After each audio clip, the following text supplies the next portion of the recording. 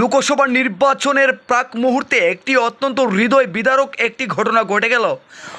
পূর্ব ত্রিপুরা লোকসভা নির্বাচনের ডিউটিতে এসে গতকাল রাতে অস্বাভাবিকভাবে মৃত্যু হলো এক বিএসএফ জওয়ানের। যতটুকু জানা যায় ওই বিএসএফ জওয়ানের নাম রাকাসা নার্গিস কেশব নামের 27 বছর বয়সীয় এই বিএসএফ জওয়ানের মৃত্যু হয়েছে। সূত্রের খবর, ওই মৃত বিএসএফ জওয়ানের বাড়ি মহারাষ্ট্রে। ওই সূত্রের খবর অনুযায়ী জানা যায় যে লোকসভা নির্বাচনের ডিউটিতে আসা পানিসাগর হেডকোয়ার্টার থেকে ওই 199 নং ব্যাটালিয়নের জওয়ানরা গতকাল মধ্যরাতে ডিউটি চলাকালীন অবস্থায় বাস গাড়ি দিয়ে ডিউটিতে যাওয়ার সময় কাঞ্চনপুর পেট্রোল পাম্প সংলগ্ন সড়কের উপর চলন্ত গাড়িতে হঠাৎই নিজের ডিউটিরত রাইফেলের হাতিয়ারের লক খুলে যায় এবং নিজের হাতিয়ারের গুলি লাগে সরাসরি ওই বিএসএফ জওয়ানের মাথার নিচের অংশে। তারপর গুলি মাথার ওপর দিয়ে বেরিয়ে যায়। ঘটনাস্থলেই প্রাণ হারান 27 বর্ষীয় ওই বিএসএফ জওয়ান।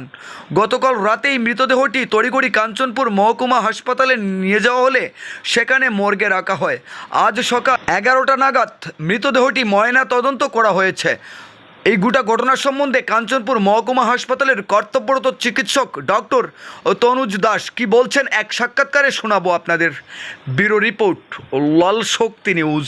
একজন জওয়ান কালকে রাত আনুমানিক 10টা সাড়ে 10টা নাগাদ ওনার সার্ভিস রাইফেল থেকে একটা গুলি চলে এবং উনি ঘটনাস্থলেই মৃত্যু হয় এবং ওনাকে মৃত অবস্থাতে হাসপাতালে নিয়ে আসা হয়।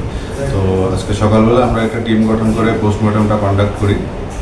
সব ধরনের যা যা ফর্মালিটিস আছে ফর্মালিটিস পূরণ করা হয়। সব ধরনের আনুষঙ্গিক যা বিচারা টিচারা আছে এগুলো আমরা এফএসএল রিপোর্টের জন্য আগরতলাতে পাঠানোর ব্যবস্থা করেছি।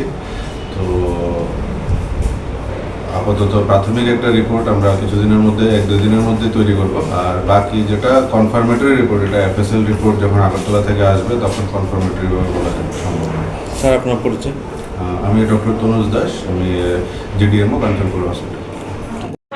হক ফার্নিচার এখানে রয়েছে সুলভ মূল্যে সমস্ত খাট পালং থেকে শুরু করে শোকেস, গডরেজ, আলমারি, এমনকি রয়েছে বিভিন্ন ধরনের সোফা সেট থেকে A to Z প্লাস্টিক সামগ্রী।